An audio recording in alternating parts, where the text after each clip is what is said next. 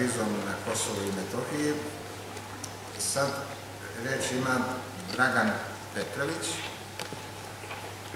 On će govoriti o ugroženosti države u svetu novih geostrateških odnosa. Ja se najviše zahvaljujem učešću na ovom skupu, pa bih iskoristio u 20 sekundi samo da predstavim, kako su oni šire društvene javnosti poznati uvodničari, ipak možda ima nekoga i snima se za televiziju ko su bili dosadašnji, ko su sledeći. Mikrofon. Aha, dobro. Dakle, o profesoru Konozicu ne moram da predstavljam mnogo, dovoljno reći da on bio dekan pravnih i ekonomskih fakulteta u Splitu, i Zagrebu i Beogradu i da je predavao na svim univerzitetima ex-Jugoslavije, univerzitetskim centrima u Ljubljani, Skoplju, Podgorici, naravno, rekao sam ova 3 centra, zatim Sarajevo, Banja Luci, i da je predavao na fakultetima u Zagrebu, Dubrovniku, Rijeci i Kragujevcu. Što se tiče drugih izlagača, to je redovan profesor Fakulteta političkih nauka, dr. Dragoslav Kočović, koji drži 3 katedre na tom fakultetu, vezano za sociologiju.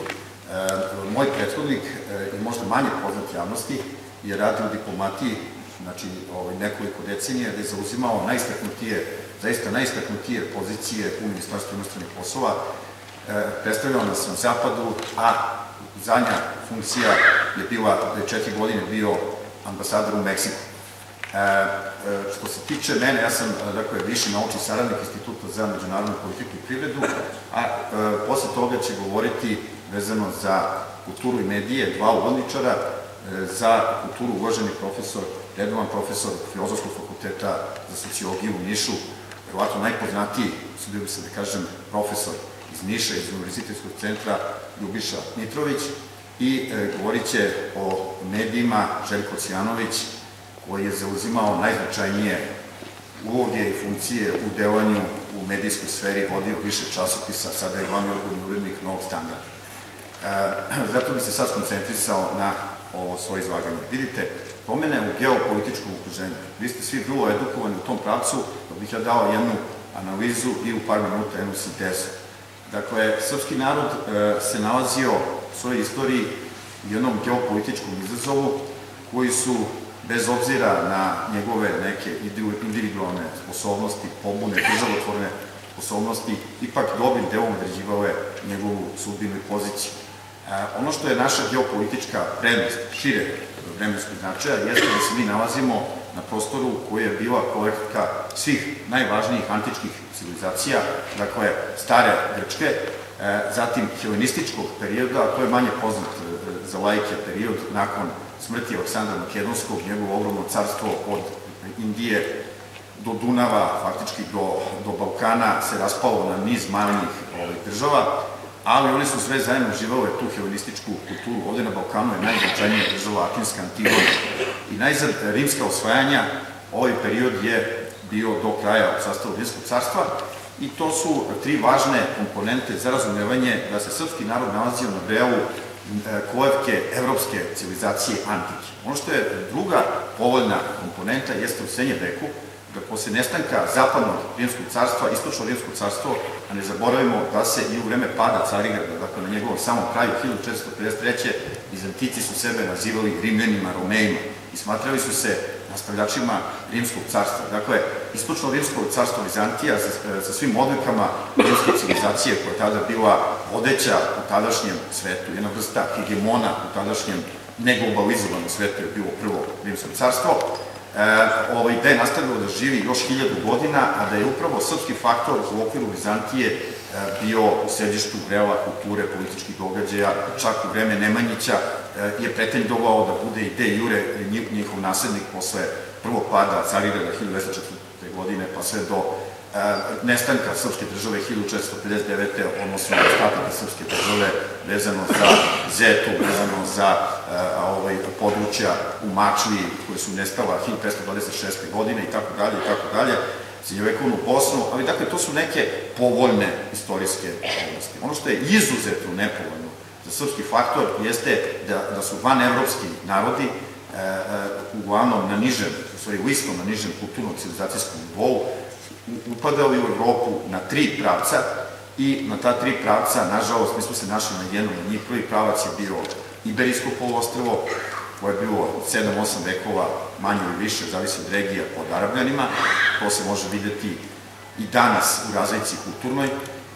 To važi za deo Rusije, pre svega Kijevsku Rusiju, koja je razorena od mongolsko-tatarskog osvajača, ali je Rusija vrlo elastično tu reagovala, nije izgubila nezavisnost i uspela je vrlo brzo, zato što je velika i prostorna država, sa akcentom na Moskvu, da pomeri svoje geopolitičko težište i da postane velika sila. Nažalost, mi ovde na Balkanu i delu Srednje Evrope smo robovali pod Turcima jako dugo. Naravno, nisu svi srpski predeli isto i to je se kulturološke razlike mogu videti. Crna Gora je zadržala Katunska nahija svoju nezavisnost gotovo u čitavom periodu, a Srbi u centralnoj Evropi, dakle u Vojvodini, u predelima severnog Save i Dunava su uspevali da zadrže neke oblike samostalnosti, posebno posle toga i u Habsburškoj monarhiji, čije su oslobađanje od Turaka ovih predela oni sami doprineli.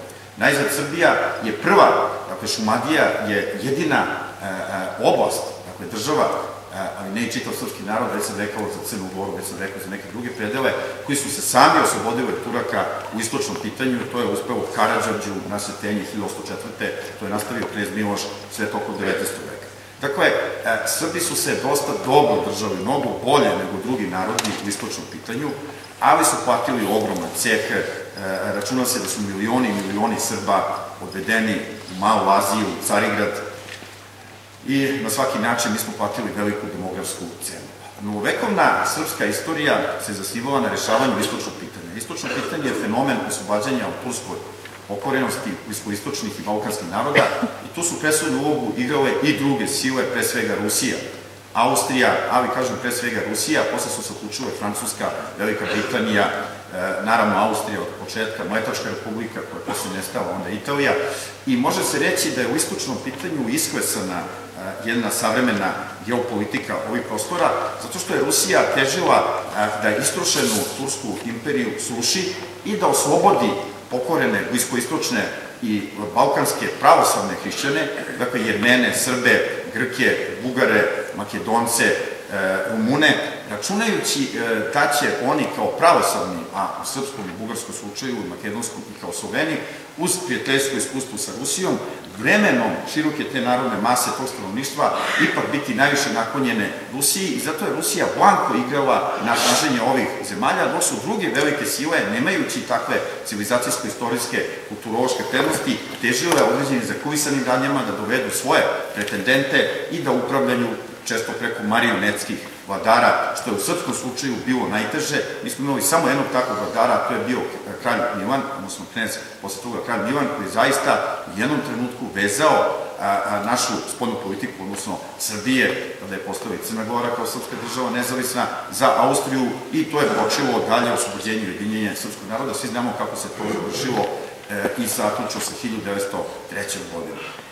Dakle, u dva svetska rata srpski faktor se našao, dakle, to je sad jedan novi zapad, pored gorućeg geopolitičkog odnosa između anglosaksonskih sila, takozvanih talasokratskih sila koje se bore za svetsku hegemoniju, prvo Velika Britanija, a posle toga sve jače američke države. Sa druge strane imamo Rusiju kao najjaču silu, pokroviteljsku silu, srodnu silu u odnosu na srpski narod. Javlja se jedan geopolitički zaplet koji je nezavisno od ove komponente, koja je opstala sve do današnjih dana, suprotnost između anglosaksonskih sila i Rusije, što je vrlo važno da bi se razumela sudbina srpskog faktora. Došao je do geopolitičkog zapleta u dva svetska rata od 1870. zbog ujedinjenja Nemačke i njenog sukoba sa Francuskom, pre svega oko hegemona u zapadnoj i srednjoj Evropi i vezano za Alzas i Lorenu. Upravo u procepu nemačko-francuskom obrazovanju Antante, francuskom vezivanju geostrateškom, ne samo tada, nego u širem kontekstu za Rusiju, srpski faktor se našao u toj novom jednom konfliktu, koji dotle nije postojao. Znate, Srbi su dotle sa Nemcima, koji su bili razbijeni na više malih državica, još od 1648. godine i ranije, imao relativno korektne odnose. Međutim, taj zapad je uslovio, dakle, sukob između Francuske i Nemačke, opredeljenje francuske elite i Rusije da budu u savezu u oba dva svetska rata. Dakle, ne zaboravimo savez sovjetsko-francuski 1935. godine između komunističke sovjetske Rusije i sa druge strane antikomunističke, tada još uvek nije bio nacionalni front vlasti Francuske. To su ti geopolitički faktori gde se srpski faktor indirektno preko Rusije i preko Francuske svrstavao kontra Nemačke. Znamo kako se to završilo, za dva svetska rata porazom Nemačke, međutim, ta konstanta, mnogo jača od sukoba francusko-nemačkog koji je na kraju izglađen, jeste suprotnost između anglosaksonskih sila i Rusije, gde su anglosaksonske sile elementima dugog trajanja Srbe kao pravoslavne, kao Slovene i sa odličnim savezničkim istorijskim odnosima sa Srbima identifikovao elementima dugog trajanja kao nama nenaklonjen faktor, što je uslovilo ključan odnos Amerike od 1991. do danas, pa još ranije za vreme Tita, što je nedovoljno istraženo u odnosu na formiranje Avnojevske Jugoslavije 74. i tako dalje, na uglavnom neprijateljski ili, da kažem, tačnije, nenaklonjen odnos prema srpskom faktoru. Dakle, Albanci, bosanski muslimani ne bi bili tretirani kao američki saveznici, da Amerika pre svega Srbe smatra prijateljskim elementom i iz te načine se svi druge narodnostne grupe tretiraju koji imaju određene suprotnosti ili konflikte ili čak imaju materijala za to u odnosu na srpski faktor kao potencijalni saradnici Amerike. Iz tog konteksta je nemoguće napraviti savezništvo između anglosaksonskog faktora i srpskog faktora. To prosto nije moguće. Zato što je u njihovoj geopolitici suština svetska vladavina, na tom putu im stoje Rusija i Kina svojim gabaritima, elementima tvrde moći, veličina teritorije, broj stanovnika, resursi, vojna i ekonomska moć, a nas identifikuju i to je elementima dugog trajanja kao bliske Rusije. Znate, znači tu nije moguće, prosto, moguće je realno, moguće je nešto zakamuflirati, kao što je Ljotić govorio od 1941. do 1944. da su fašistička Nemačka i srpski faktor saveznici, ali prosto žrtve u Jasenovcu, favorizovanje Hitlera, Pavelićeve NDH, nepristanje na nikakav ustupak srpskom faktoru, nacističke Nemačke i sila osovine je govorilo nešto suprotno. Dakle, to je prosto jedna jednakost. U okviru tih kategorija nešto se pokušavalo sa borbom protiv terorizma, verovalo se da se srpski faktor može uključiti u neku anti-islamsku komponentu, kada je Amerika se borila protiv islamskog terorizma, međutim to je sve bilo vezano za određene svetske regije, a ne na planetarnom nivou, tako da su Amerikanci na Balkanu vrlo lepo i dalje imali za svoje primarne saveznike i bosanske muslimane i Albance i nisu se mnogo osvrtali ako bi u njihovim redovima poneko bio identifikovan povezan sa Al-Qaidom ili terorističkim grupama. Dakle, u okviru ovih konstanti, tek sada, kada svetski poredak prerasta od monopolarnog, a to je nastao rušenjem Berlinskog zida, prvi put u svetskoj istoriji. Dakle, ono što je bio fenomen od 1991. 1992. godine, da nikada na svetu nije dotle dominirala samo jedna svetska sila, ako ne računamo pre-modernistički period velikih geografskih otkrića, kada je Rim u delu tadašnjeg civilizacijskih tvorevina bio hegemon. Ali to je bilo vreme pre globalizacije planete. Od 16. veka, dakle, nije više bila ni jedna svetska sila sama dominantna i upravo Amerika u 15. godina, od 1991. godine druge, postala svetski hegemon, što je, dakle, uslovilo izuzetno loš odnos prema srpskom faktoru koji je bio presudan, jer ako svetski hegemon ima loš odnos prema Republici Srpskoj, prema srpskoj poziciji u Crnoj Gori i igra na sve antipod pozicije, znači razvija separatizam u Crnoj Gori, izmišlja crnogorsku naciju i sve ostale stvari koje imamo, onda smo dogurali ovde da jesmo kao produkt monopolarnog svetskog poretka i dominacije SAD-a. Naši tradicionalni saveznici kao što su Francuska ili Rusija, zbog Jeljcina, zbog nekih drugih stvari, nam nisu mogli dovoljno pomoći tada. Sada, kada se svetski poredak menja, ja ću samo nabrojati taksativno nekoliko faktora koji uslovljavaju ubrzavanje prerastanja svetskog poretka od monopolarnog sa dominacijom samo SAD-a ka multipolarnom gde paralelno egzistira više velikih svetskih sila. Najvažniji faktor, o tome govorio profesor Komazec, je svetska ekonomska kriza. Bez obzira na sve kalkulacije, ona ima svoje izvorište u Americi, najviše pogađa Ameriku s aspekta tvrde i meke moći. S aspekta meke moći, Amerika, Engleska i druge anglosaksonske sile su uživale veliki prestiž zbog takozvano neoliberalne ekonomije, vašingtonskog konsenzusa ili neomonetarističke teorije šok terapije, kako se to naziva. Tome je došao kraj, ona je krahirala zaključno sa septembrom 2008. godine. S aspekta meke moći, s aspekta tvrde moći, najviše je svetska ekonomska kriza pogodila Sjedinjene Države i Veliku Britaniju, jer je to izvorište krize u strukturi njihove ekonomije, o tome je govorio delom profesor Komazec. Drugi faktori su manje bitni, ja ću ih nabrojati.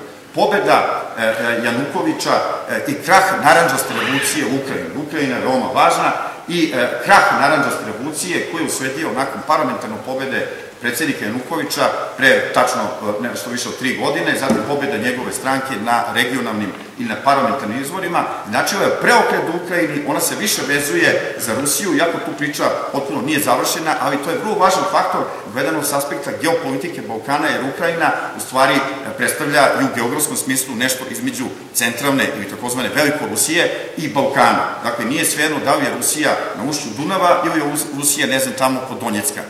To se dosta povoljno razvija po ruske interese i samim time i ruski uticaj se sve više jača na Balkanu. Sljedeći faktor je krah Sarkozija, Kušnera i drugih proameričkih političara koji su na kratko zauzeli vlast prvi put u istoriji Pete Republike od 2007. godine do 2012.